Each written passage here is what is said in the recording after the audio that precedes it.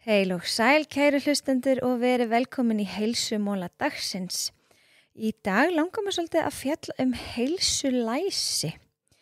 Heilsulæsi orð sem að ryðja sér til rúms og að mínu mati ætti heilsulæsi að vera kennt í öllum grunn- og framhaldsskólum. Heilsulæsi snýst að geta lesið í aðstæður og geta metið hvort að upplýsingar séu í raun og veru réttar eða sannar eða þá hvort að upplýsingar einfaldlega bara hendi viðkomandi. Það nefnilega ekki alltaf það sama sem hendar mér og hendar þér.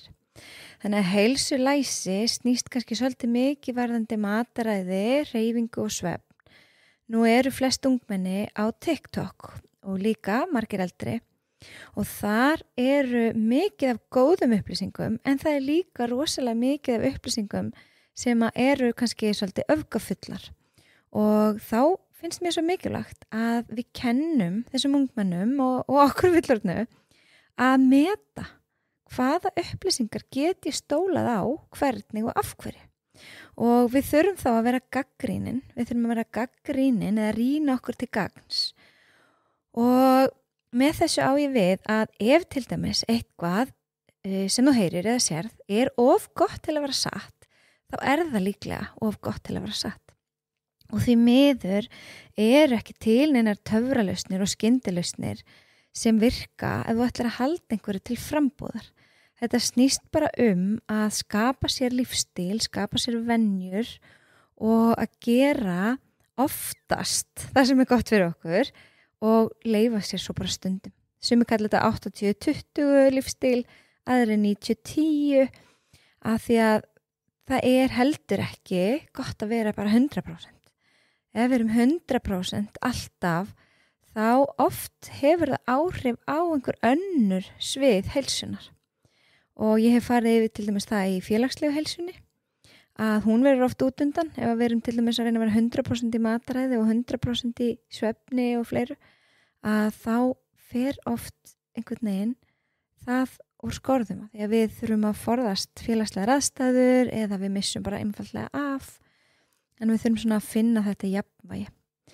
En til þess að taka dæmi heilsulæsi þá finnst mér oft gott að tala matvæli og varðandi matvæli þá raun og veru einfaldast að hugsa þetta bara þannig að það sem við borðum það ætti helst að vera matur en ekki matarlíki. Og með því á ég við að þetta sé eitthvað sem bara með engri innihaldslýsingu. Ég tek oft dæmi með nemendum og spyr, innihaldslýsing utan á epli eða utan á eggi eða einhverju slíku og þau öll sammála með það ekki. Þannig að það þá besti kosturinn að velja mat sem hefur enga innihaldslýsingu utan á sér. Þetta getur verið ávextir, grænmeti, egg, hnetur, fræ, ber, kjöt og fiskur oft, en við þurfum samt alltaf að lesa utan á matvælinn okkar. Og eins og með kjöt og fisk, þá þetta oft í einhverju marineringu og alls konar og krydd og svona, að kunna svolítið að lesa hvað gott og hvað ekki og númer 1, 2 og 3 að læra að hlusta á líkamann. Þegar ég borða eitthvað að vera meðvituð eða meðvitaður hvernig viðkomandi matvæli fara í mig. Og ef við finnum einhver ónot í maganum eða allt í einu rosalega þreytu eða slíkt, þá það oft bara því að við þolum þessi ákveðnu matvæli bara mjög illa. Og það rosalega misjafnt. Sumir þola mjólkurvörur illa, ég þoli þær bara vel, aðrir þola glúten illa. Að sykur í óhófi hefur alltaf neikvæð áhrif á heilsun okkar og þess vegna væri það náttúrulega best að reyna að minnka sykurinn en sama þar, það alltaf erfitt að gera allt 100% og það heldur ekki það sem maður ætti að leitast við ef þeir reyna að skapa lífsstíl, heldur að finna eitthvað jafnvægi. Ef þú borðar eitthvað og þú hugsa ég get haldið þessu út næstu árin þá ertu í góðum málum. En ef þetta það öfgafullt að þetta bara einhver svona kúr eða eitthvað sem þú sér ekki fyrir að geta haldið út, þá ættir þú kannski aðeins að bakka og breyta hægar. Eins og ég segi, ef við breytum einhverju þá oft fyrir við skarta stað að byrja bara smátt og breyta einhverju einu og þegar það komið inn í venjurnar okkar eða búið að festa það í sessi, þá getum við bætt inn einhverju öðru.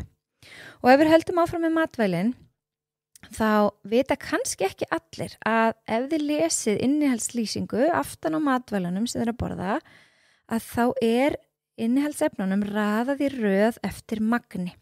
Þannig að það sem fremst, það mest af. Það sem næst fremst, það næst mest af og svo koll af kolli. Þannig að ef sykur í einu af fyrstu 3 innihaldsefnunum, þá vitum við að þetta mjög mikill sykur í þessari ákveðnu vöru og við ættum kannski að forðast hana. Ég tek oft dæmi flatkökur, það til margar tegundir af flatkökum, sumar eru án sykurs en það eru nokkrar með sykri, þannig að við getum þá kannski svolítið valið það sem að hendar okkur betur og því færri innihaldsefni, því minna unnin varan og því betur hendar hún okkur. Svo það varðandi hreyfingu og heilsulæsi, að það það sama, við þurfum að læra að hlusta á skrokkin okkar. Hvað hendar mér í dag? Hvernig hreyfingu vil ég í dag? Og það til alls konar háákjæðar þjálfun og það til rólegri þjálfun, þolþjálfun, styrktarþjálfun, útivist og ég veit ekki hvað boltaíþróttir. Við verðum að finna eitthvað sem okkur þykir skemmtilegt. Við þurfum að gera einhverja hreyfingu sem hvetur okkur til þess að hreyfa okkur og okkur hlakkar til að mæta næst. Ef við heyrum eitthvað sem á að virka og það virkar bara ekki fyrir okkur, við erum búin að prófaði bara nýja hreyfingu og jafnvel bara blanda þessu öllu saman og ég hvet alla til þess að stunda einhverja útiveru, hvort sem það göngutúr eða fjallganga eða skokk í náttúrunni, einhver útiveru eða gönguskíði þegar vetur að það hefur svo hrikalega góð í ákvað áhrif á okkur. Bara að fá þetta að auka súrefni einhvern veginn, það svo magnað. Og svo það varandi svefnin að margir eru með svona úr og við þurfum ekkert að láta úrið segja okkur hvort að við sváum vel eða nóg. Stundum það nefnilega líka bara streituvaldur. Ég með svona fínt Garmin úr sem ég nota mjög mikið þegar ég hreyfa mig og ég var fyrst alltaf að spá í svefninum en svo fór þetta bara að vera pínu streituvaldur að ég fór að hugsa ég svaf ekki nóg margar klukktíma þarna og ekki nóg mikið djúpsvefn og svona. En ef við bara vöknum út hvíld, þá líkamann að segja okkur að við fengum góðan svefn. Þannig að hlustum á líkamann. Það þetta heilsulæsi. Hvort sem þetta hreyfingu, svefn eða mataræði og líka bara að sinna okkar félagslegu þörfum. Hittiði fólk. Við þurfum að hafa tilgang hverjum degi þegar við vöknum að það svo mikilvægt að geta hlakka til einhvers fyrir daginn. Allt þetta skiptir máli og tikkar í þessi box ef við viljum hámarka heilsun okkar, þá megum við ekki skilja neitt út undan en eins og ég hef oft sagt áður að við þurfum að forðast öfga og ef það að valda okkur streitu að breyta einhverju eða bæta einhverju að þá þurfum við kannski bara aðeins að bakka ef við tókum of stórt skref og ef við viljum breyta venjum okkar það krefjandi, það gerist ekki á einni nóttu. Við þurfum að vera þolinmóð og sýna okkur mildi og tökum 2 skref áfram 1 aftur og bak, svo kemur aftur 2 skref áfram 1 aftur og bak og svo kannski hálfa árið þegar við lítum aftur að þá sjáum við að við erum komin langt upp úr hjólförunum sem við vorum kannski föst í. Þó okkur finnist ekki mikið hafa breyst, þá gerum við það ef við lítum tilbaka. Og þá þurfum við líka bara að vera stolt af okkur. Þannig að gerum bara okkar besta á hverjum degi. Reynum að meta þær upplýsingar sem við heyrum og fáum frá öðrum, rýnum til gagns, þetta eitthvað sem hendar mér, þetta nokkuð of gott til að vera satt og þannig ef við erum meðvituð þetta heilsulæsi þá getum við líka verið góð fyrirmynd fyrir þá sem yngri eru og kennt þeim að trú ekki öllu sem að þau heyra. Þannig bara takk fyrir í dag, takk fyrir að hlusta og ef þið fílið þessa þætti þá þætti mér ótrúlega vænt það að þið mynduð segja frá þeim og jafnvel að deila ef það einhver þáttur sem að ykkur fann sérstaklega góður og skildi eftir eitthvað hjá ykkur og fekk ykkur til að hugsa betur ykkar heilsu ef þið fengu ykkur tæki og tóli ykkar hendur til þess að bæta heilsuna þá þætti mér ótrúlega vænt þið myndu segja einhverjum frá þættinum eða þáttunum og jafnvel deila því.